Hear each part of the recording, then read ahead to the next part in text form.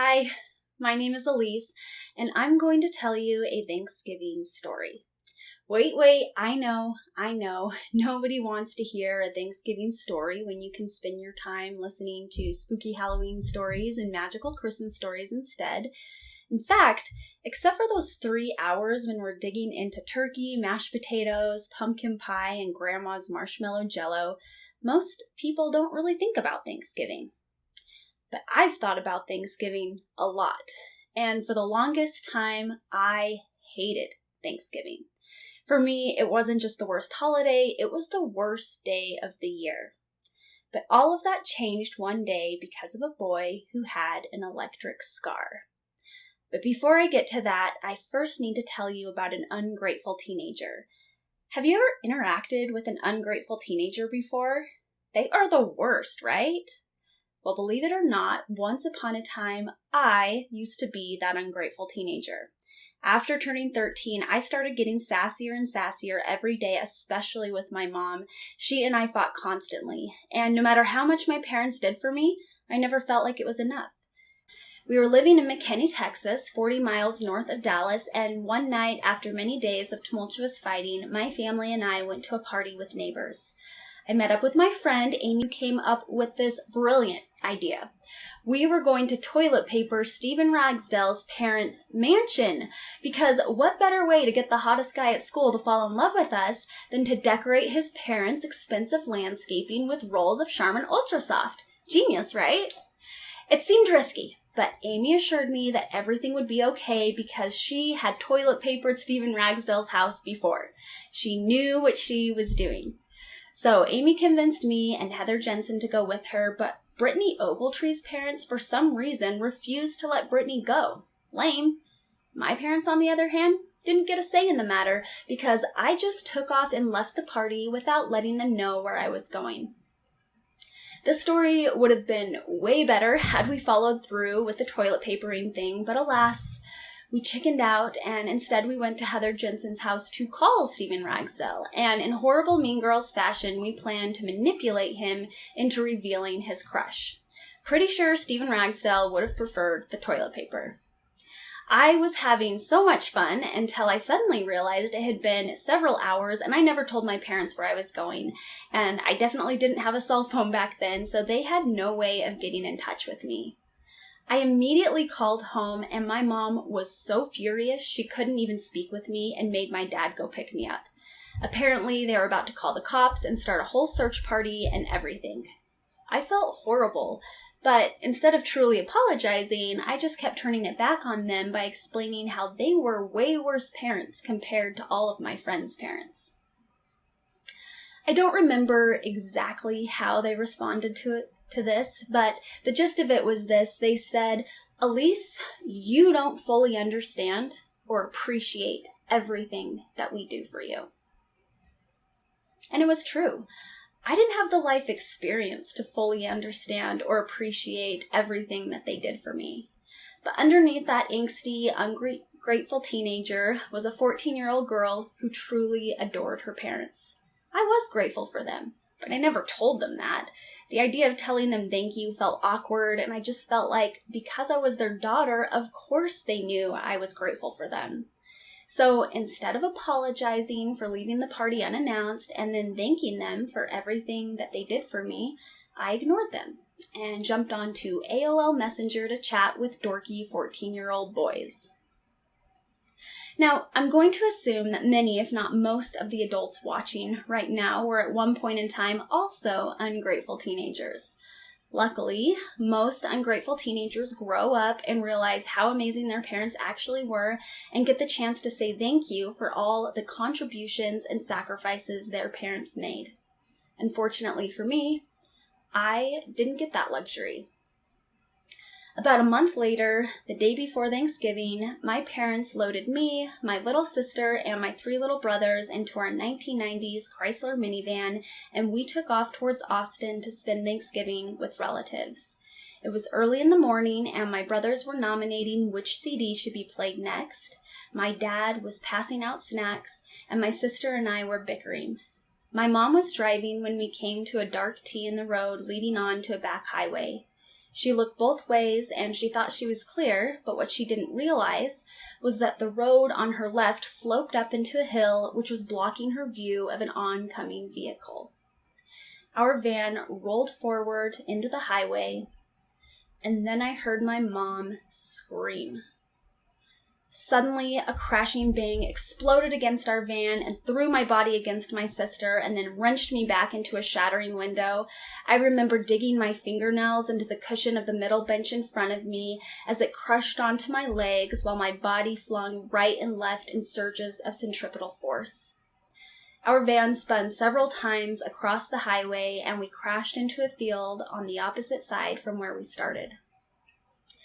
After we slammed to a stop, I called out to my mom for help, but she didn't respond. Then I called out to my dad for help, and he turned as if he heard me, but he didn't respond either.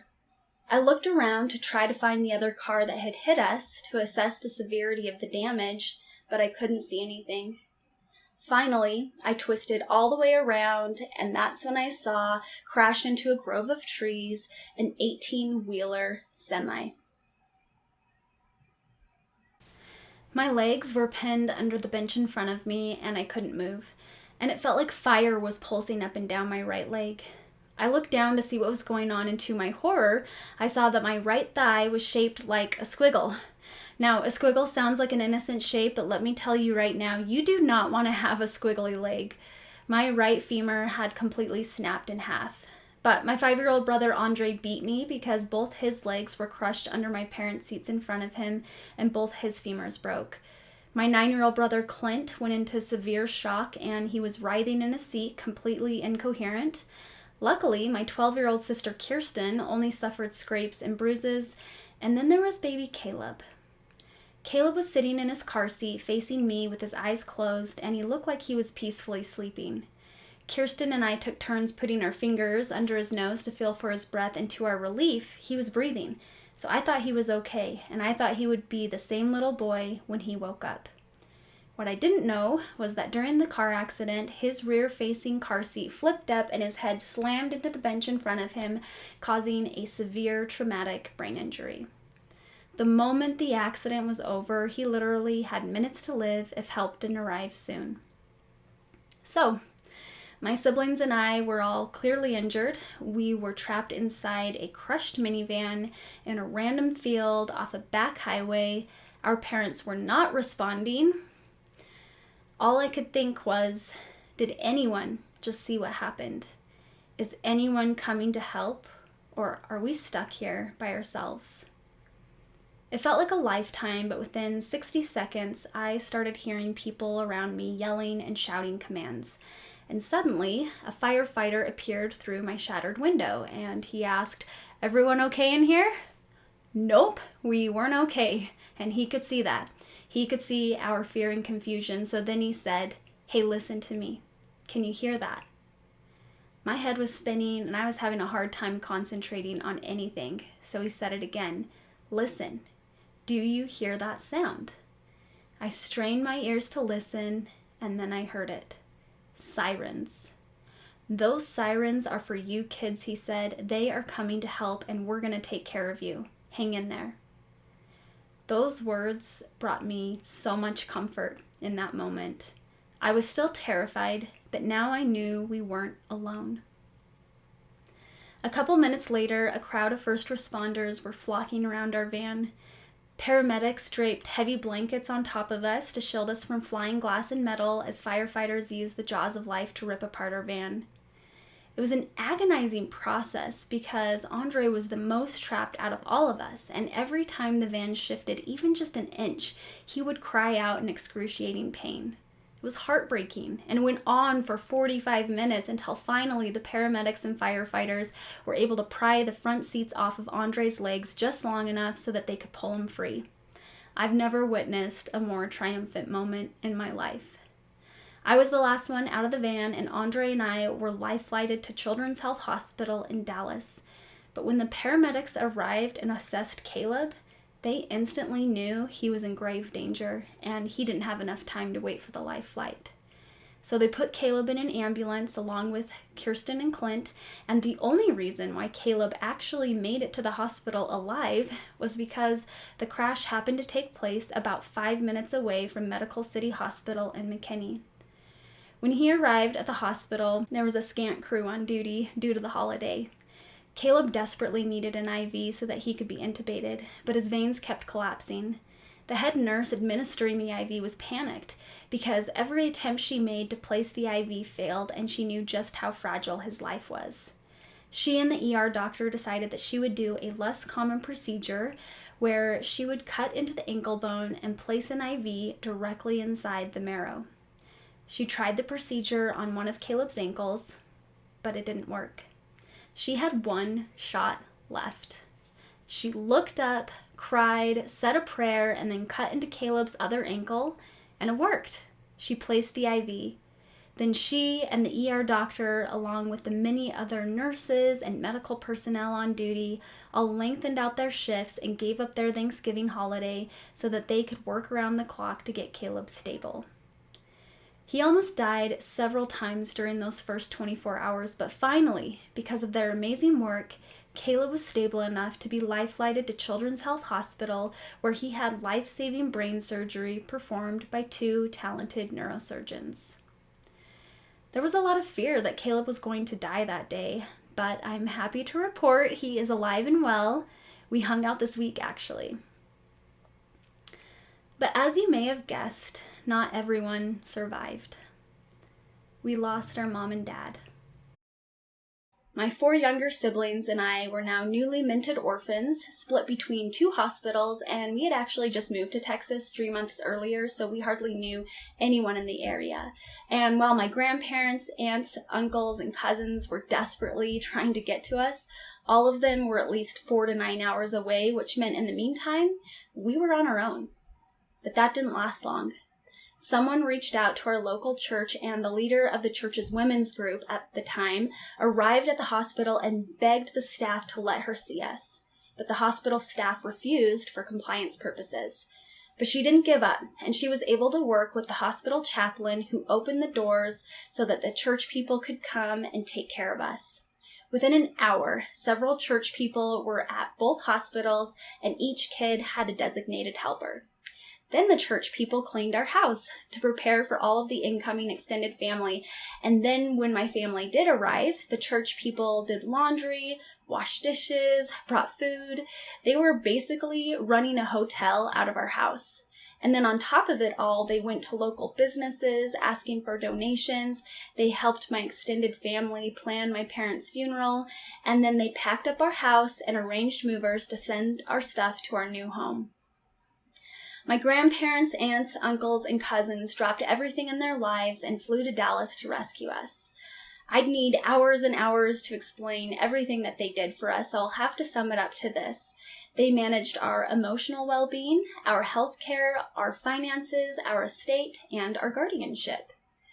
My parents had a will that stated in the case of their deaths, they wanted us to live with my dad's brother, Uncle Lane, and his wife, Aunt Marcia. Lane and Marcia were filled with love and compassion for us and offered to be our guardians so that we could live with them in their home in Utah.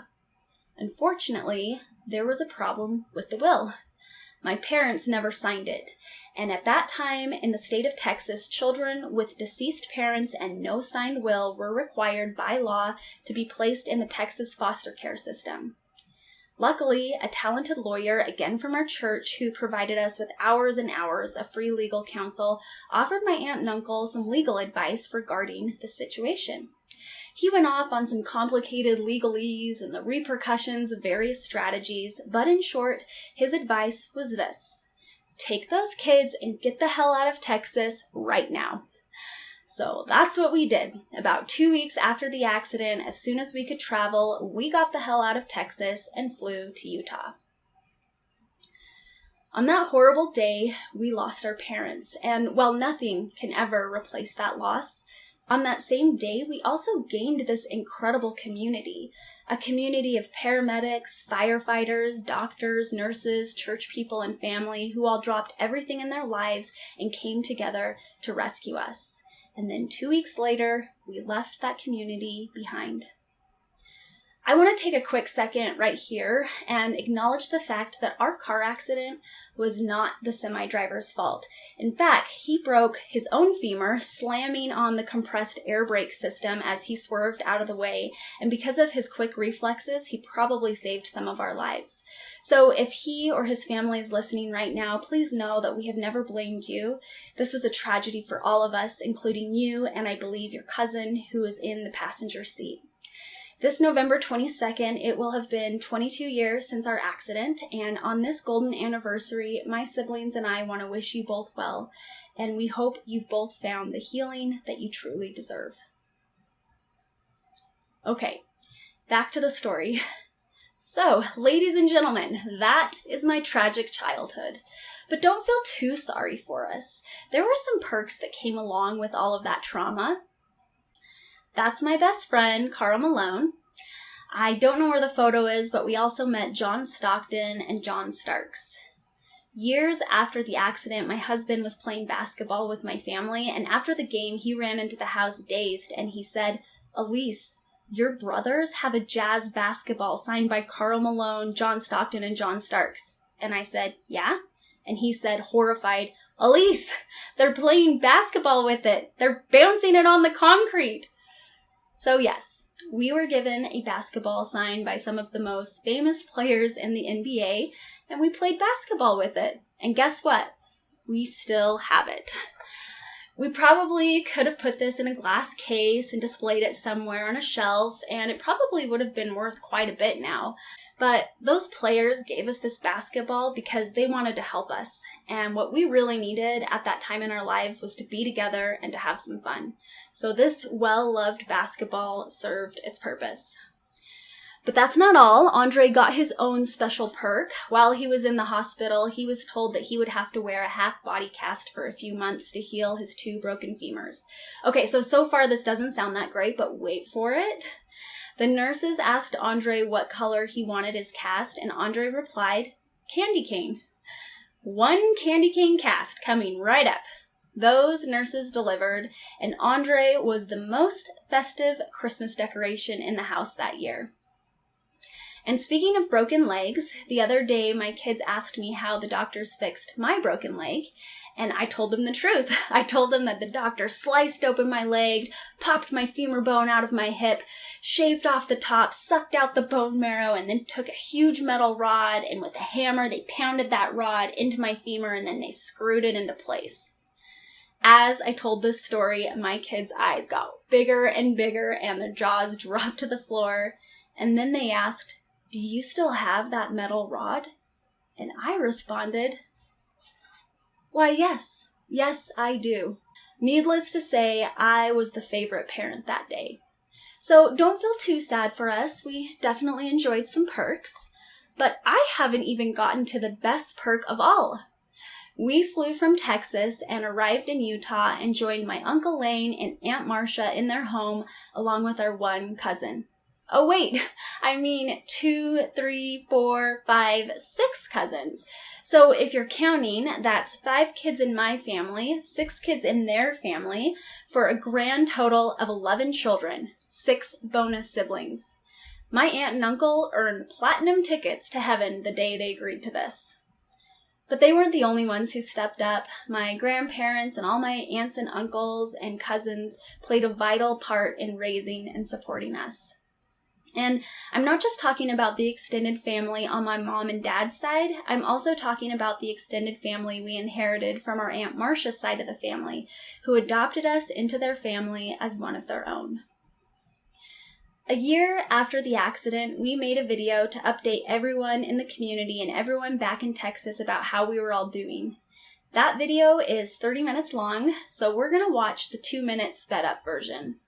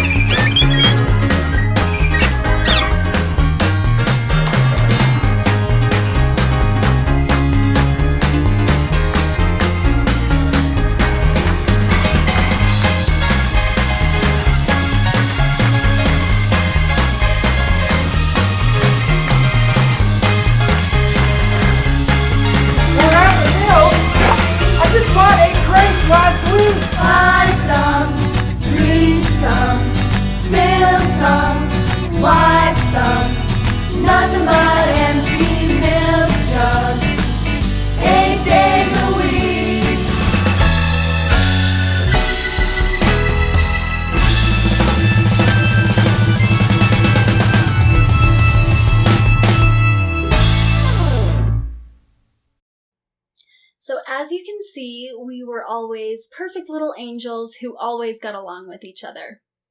Just kidding. Our combined family definitely had our ups and downs, and while we all got along surprisingly well for the most part, and there was actually an extraordinary amount of joy and laughter in our home, as you can imagine, there was also a lot of pain. My siblings and I lost our parents, but in many ways, our 6 cousins lost their parents too, because now their parents had to allocate a good majority of time and attention towards caring for 5 physically and emotionally injured children. It was difficult, and if you ask any one of us what got us through it, we would tell you that a big part of it was baby Caleb. Caleb was the glue that held our family together. He was so cute and he needed so much help, and we all banded together to make life better for him. Right after the car accident was a whirlwind, but as things started to settle, I became weighed down with incredible guilt. I could not stop thinking about the strained relationship I had with my parents right before their death. Why didn't I tell them how much I appreciated them when I had the chance? Why had I been such an ungrateful teenager?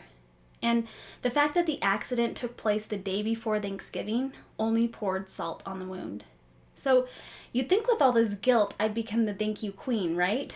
And in some ways, that was true. I was extremely grateful for my aunt and uncle, my cousins, my extended family, my friends, my teachers, my community, the medical staff and rescue crew, and on and on. I was filled with gratitude. But I wasn't telling those people thank you. It's not that I was never saying thank you. I was saying, hey, thanks for the ride. Thanks for all your help today. But there are 2 types of thank yous. There are easy thank yous, and then there are intentional thank yous. Easy thank yous are the ones you say when you are showing basic common courtesy to others. You're acknowledging the other person's effort or inconvenience on your behalf. It's usually just you saying the words thank you. There are definite benefits of saying easy thank yous, but at the end of the day, the thank yous that make the biggest difference in other people's lives are the ones that take a little bit more effort on our part. These are the intentional thank yous. I was saying the easy thank yous, but I had a lot of intentional thank yous I needed to say. I wanted to thank all those people who showed up after our tragedy to give me and my siblings a better life, but I couldn't do it, and I didn't know why. So I tried to ignore my unsaid thank yous, and I moved on with my life. And every year Thanksgiving would roll around, I would feel guilty for not telling my parents thank you back when I was an ungrateful teenager. And that might have been how this story ended, except one day, 17 years later, life brought me to my knees. Right after my second son was born, I spiraled into an ugly bout of postpartum mental illness, and I was barely functioning. My medical team and I discussed whether or not I should take medical leave from work or even quit my job while they helped to get me stable. But I was only working part-time. The work wasn't super stressful, and I'm not sure how, but I was still managing to meet my work expectations. So ultimately, we decided that in this particular case, I was better off continuing to work because it got me out of bed, out of the house every day, interacting with other people, and quite frankly, I was a lot safer at work than I was sitting at home by myself. So during one of the darkest 8 weeks of my life, I got myself out of bed every day, dragged myself to work, and put every ounce of the minimal energy I had towards my job. And one of the biggest reasons why I was able to keep going and keep working was because of the appreciation I was getting from 2 people in particular.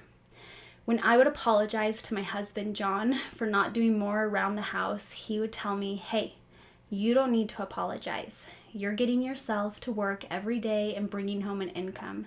That means so much for our family. I really appreciate you working so hard, even though you don't feel well. And at work, my manager, Brent, would call me to his desk about once a week to go over my numbers, and he would say, Alyse, I appreciate all your hard work, and I'm grateful you're on my team. John and Brent had no idea how much their appreciation got me through those tough weeks. Knowing that my efforts were appreciated didn't take away my problems, but I felt seen. I felt like a valuable member of the team, and it made it just a little bit easier to show up and keep going. And the interesting thing about receiving gratitude is that it not only makes us feel appreciated, it makes us more likely to show appreciation to others. Expressing gratitude is contagious, and nowhere have I seen this illustrated more clearly than in the next part of the story. At the tail end of the worst part of the postpartum, it was Thanksgiving again. Only this year, instead of feeling guilty about not saying thank you to my parents, something reminded me about that nurse long ago who saved Caleb's life. I thought about how she didn't just save Caleb's life, she saved all of our lives. Caleb was the glue that brought our family together, and I don't know how we would have survived without him. Then I thought about how much harder her job was than mine. If appreciation for my work had meant so much to me, I bet it would mean a lot to her. I was ready to say an intentional thank you. So I reached out to my family and said, you know that nurse that Grandma always talks about, the one who saved Caleb's life? We should find that nurse and tell her thank you. My family was all on board, especially Caleb.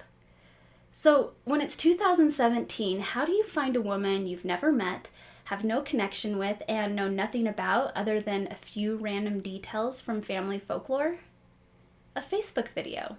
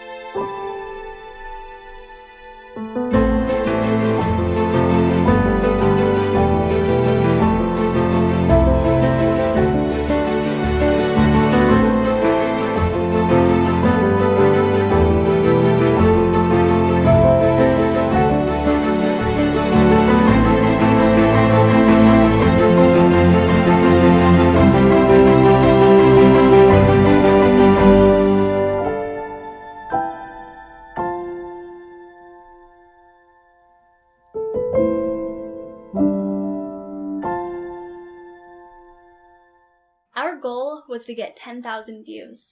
It seemed like a crazy goal, but we thought if 10,000 people viewed the video, it would be enough to branch back to the nurse.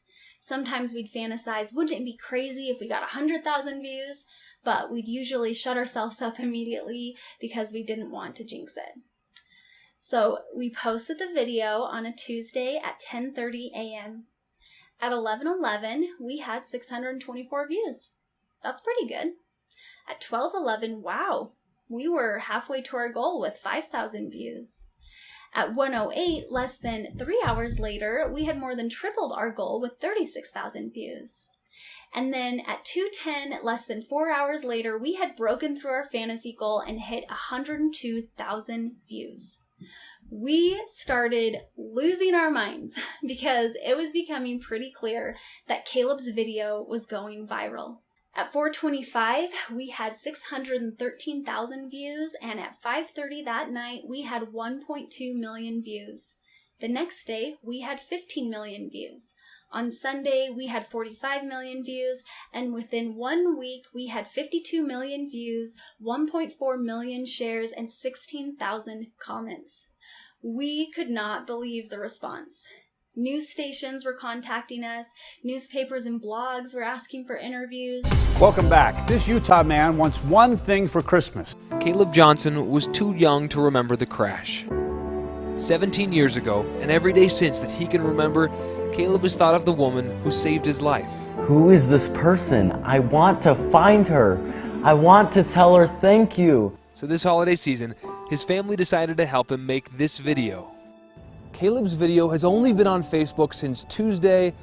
Already, it has more than 30 million views. Caleb Johnson got what he wanted this Christmas, a chance to say thank you. In Linden, I'm Nick McGurk reporting. So, why did the video go viral? Well, my brother Andre's video editing skills are pretty good, I'd say. The story is on par with the Hallmark Christmas special, and I think we can all admit that Caleb's scar is pretty wicked. But those aren't the reasons why the video went viral. This is the reason.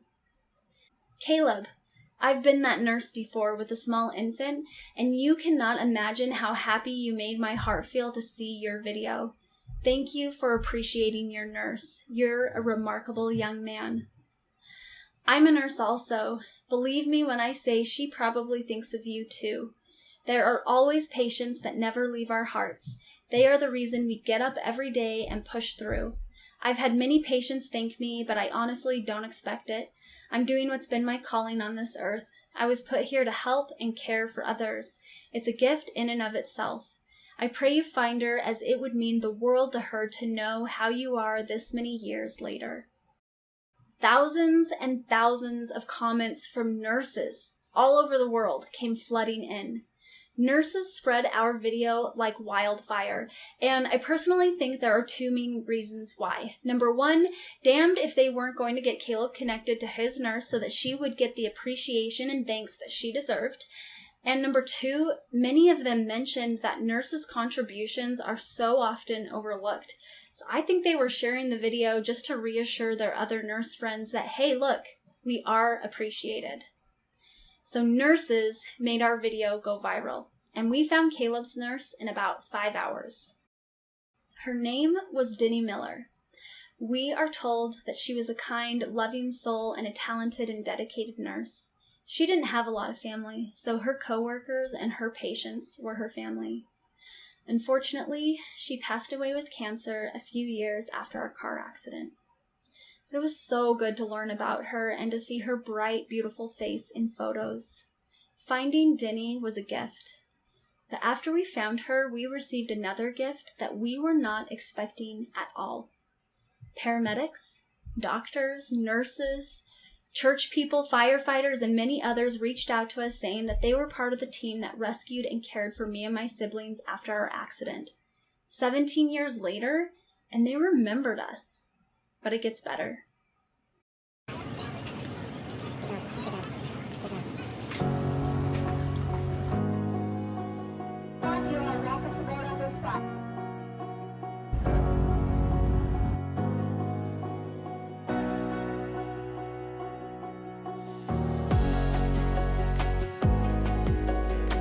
Thank you for never giving up. She started playing the video, and instantly I was like, oh my gosh. And do you remember who was there? Yeah, I remember. I was one of them. It was a serious accident, and we knew we had several pediatric patients. Pediatricians were there, general surgeons were there. I called them at home. Without even hesitating, they were here. Denny walked by me and she goes, I need your help, kiddo. The day shift was coming on, and they're like, okay, we're here. You guys can go home. And we were like, no way.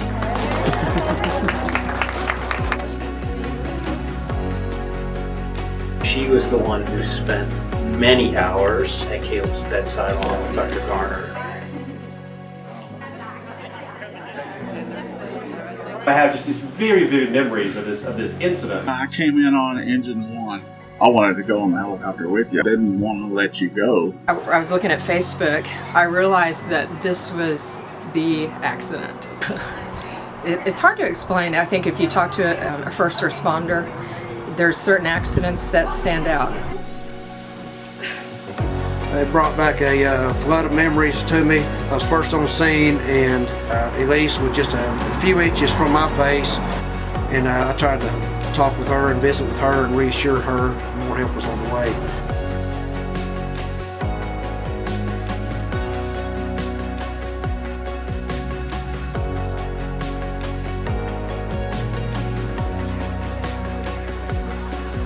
I don't think we ever get this opportunity, and to have this 17 years later, it means the world to all of us. A lot of times you don't realize that what you're doing has changed somebody's life because nobody ever remembers the emergency room. This is really gratifying to see how well you guys have done. I really struggled with that for a long time. It's bringing all of you a lot of closure. It's doing the exact same thing for me. This makes everything worth it that I've done throughout my career.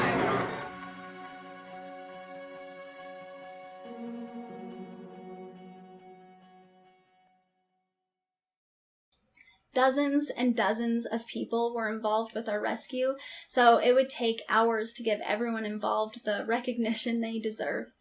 But I did want to highlight a few people we met. So these people right here, these are staff members at Medical City Hospital who worked at the ER the day before Thanksgiving, the day of our accident, and they were instrumental in saving Caleb's life. Dr. Stacy Wyrick was the ER doctor on duty, and he worked closely with Denny. All these people could have easily given up on Caleb, but they didn't. Remember this guy from the video? This is David Heron. David came up to me and said that he was a firefighter and the very first responder at the scene of the accident. As we were talking, I suddenly realized that he was the one who came to our window to check on us and comforted us by telling us that the sirens we heard in the distance were on their way to help us. Then David told us a very interesting detail. He told us that he talked to our dad. All of our jaws dropped to the floor when he said this because we all thought that after the accident, our dad was immediately unconscious because he never responded to us.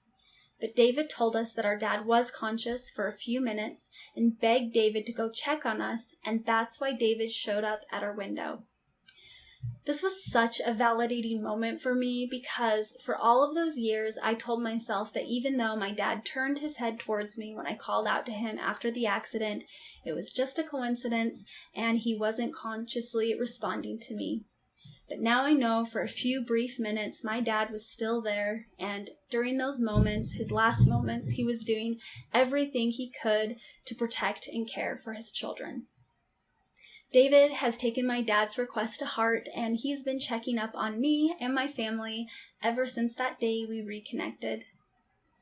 We met Caleb's neurosurgeons. Dr. Angela Price was a resident at the time, and she was the one who performed most of Caleb's brain surgery, and she was aided by Dr. Brad Weprin. If this accident would have happened anywhere else in the world, I think Caleb's story would have ended a lot differently. Caleb was treated by the best neurosurgeons in one of the best hospitals in the entire world. And because of their skills and expertise, they didn't just save Caleb's life, they gave Caleb a life. These ladies were two of the church people who helped our family, Leslie Merkley and Lindsay Fry. Lindsay was part of the group who ran the hotel in our house, and she went door to door to different businesses asking for donations. Leslie Merkley was the leader of the women's church group, and she was the one who worked with the chaplain to get into the hospital so that we wouldn't be alone. And Leslie just recently became a licensed chaplain herself. This is another incredible rescue worker, Candy Fleming. Candy was one of our flight paramedics, and she flew our dad. She was involved with the group of rescue workers who helped Andre get untrapped from the van. After helping Andre for several minutes, she had to leave him in order to help our dad. And as she started to leave, Andre reached out to her, but she couldn't stay.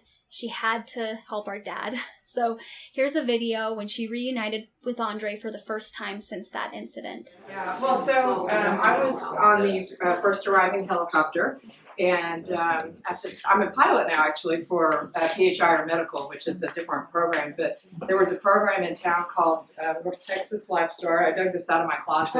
They've been gone for a long time, but I was the first arriving flight paramedic on your scene, and I flew your dad. And yeah, I think my most vivid memory is getting inside the car and having Andre reach out to me. And I'm sorry, I didn't want to cry. It just means so much for me to see you, because for so many years I had the same thing where I would just see you over and over again, and I had to dismiss you to take care of your dad, and you just wanted me home.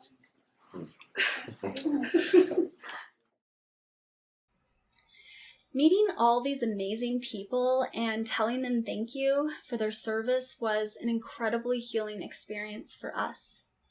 But as you saw in the video, it was also an incredibly healing experience for them. They also were traumatized by our accident. They worked so hard to take care of us, and then we disappeared 2 weeks later when, as you recall, we got the hell out of Texas. They would have rescued us 10 times over, even if they never heard us utter a thank you, because they didn't do it for the recognition.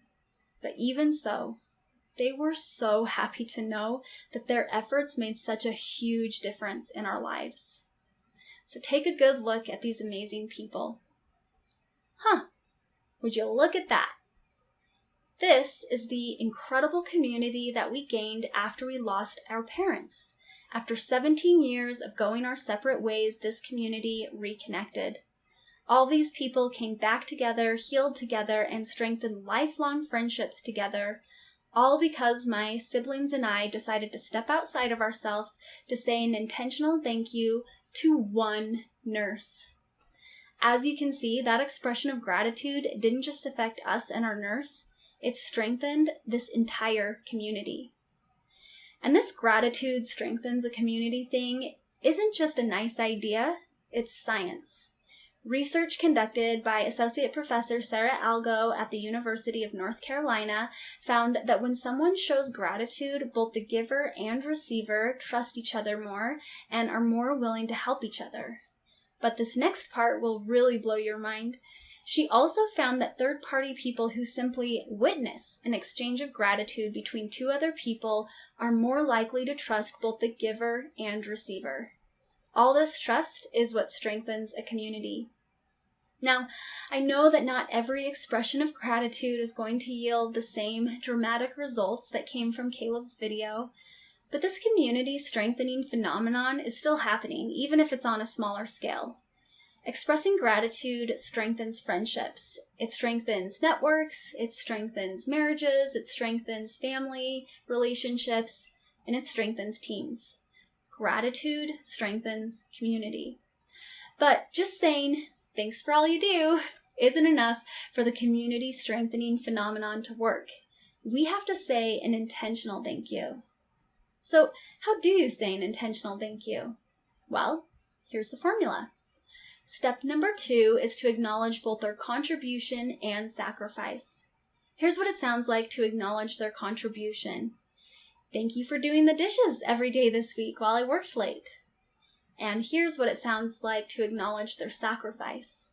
I know that because you did the dishes every day this week, you didn't get as much time to watch your shows and to relax from the stress of your day. Acknowledging someone's sacrifice not only lets that person know that you noticed what they did, but you also noticed what they gave up. So number 2 is to acknowledge their contribution and sacrifice. Then step number 3 is to describe the impact their contribution and sacrifice had on us and everyone else. So here's what that sounds like. Because you covered the dishes for me this week, our family enjoyed a clean kitchen every day, and I was able to make some big headway on my projects at work. So step number 3 is to describe the impact their contribution and sacrifice had on us and everyone else. But we're missing step number 1. there's something else we need for an intentional thank you. This missing piece is the reason why I never told my parents thank you. It's the reason why it took me so long to reach out to the people who helped us after our accident, and it's probably the reason why you haven't reached out to say your unsaid thank yous. When I was preparing for this presentation, I was writing out these great steps for a perfect intentional thank you, and then my conscience came knocking at the door. Knock, knock. Hi, Alyse. It's me, your conscience, here to tell you that you can't preach to a bunch of people about how to say an intentional thank you because you don't say intentional thank yous yourself. Dang conscience. But it was true. I helped to say an intentional thank you to our rescuers back in 2017, but that was 5 years ago. My conscience reminded me that I still had some pretty glaring unsaid thank yous remaining in my life. Why is saying thank you such a struggle for me? And then it hit me. When I reconnected with all my caretakers in Texas, it was a beautiful experience, but I'll be honest, it hurt to say thank you. Because it wasn't easy admitting that my family and I needed all that help all those years ago. And it wasn't easy admitting that I couldn't take care of my younger siblings myself. And it wasn't easy acknowledging that all those people had to make such huge sacrifices and exert so much effort on our behalf because we couldn't do it ourselves. When you say thank you, you are admitting to the other person and to yourself that you were deficient in some way. And you are acknowledging that they were burdened and had to sacrifice in order to make up for your deficiency. That doesn't feel good. The number one step of saying an intentional thank you is to be vulnerable.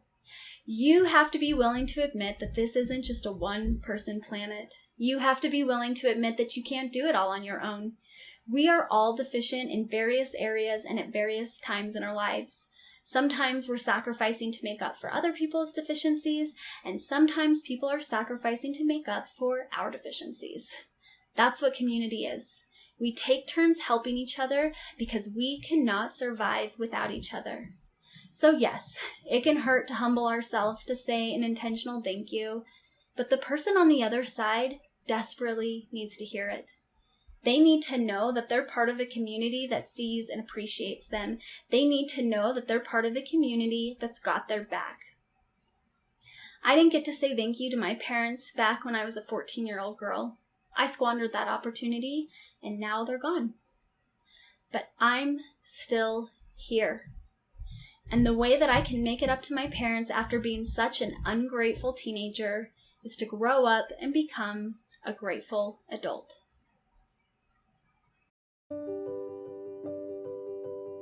I am here today to say out loud how thankful I am for both of you for loving me as your daughter and for accepting me into your family and into your home. The reason why I'm here today, Marcy, is to tell you thank you for loving me as your sister and loving my siblings as your siblings and for accepting me into your home and your family.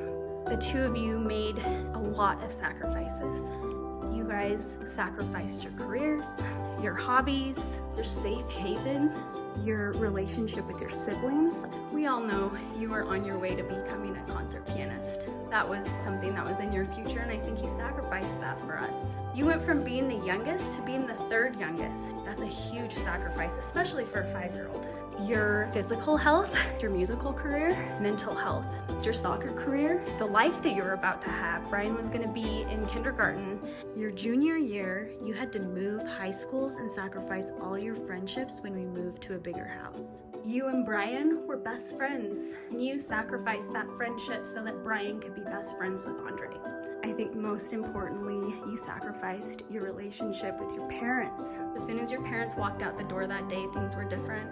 You gave up a lot of time and attention from your parents so that we could have that time and attention. You sacrificed time and attention with your kids so that you could take care of us. I want you to know that because of your sacrifice, my family had a safe haven. Me and my family had a safe home where we could heal and thrive. And most importantly, we did not have to be split up. We got to stay together. Me and my siblings got to stay together. We weren't separated. That means so much to me. And I'm so grateful for that. And that's because of you, because of your sacrifice. I want you to know how thankful I am for you. The reason why our family got along so well is not just because your parents were amazing, but because you and your siblings were amazing. And I'm very, very thankful for you. I'm really thankful for you and for your sacrifice. Thank you. Thank you. I don't think I've ever said it out loud to you guys. I've tried to show you through my actions, but I really am thankful for you and I love you so much. It took me 20 years to muster up the courage to say these thank yous, but had I known how special and meaningful the experience was going to be, I would not have put it off that long. I don't want you and your community to have to wait as long as we did to enjoy the special experience of an intentional thank you. So now it's your turn. Think of one person in your life who deserves to hear you express an intentional thank you. And I want you to reach out to that person and express that intentional thank you by Thanksgiving Day. And in case you forgot how to say an intentional thank you, take a screenshot of the formula. Remember, number 1 is to be vulnerable. Number 2 is to acknowledge the contribution and sacrifice. And number 3 is to describe the impact their contribution had on you and everyone else. So go strengthen your community and give your people the thanks they deserve. Happy Thanksgiving.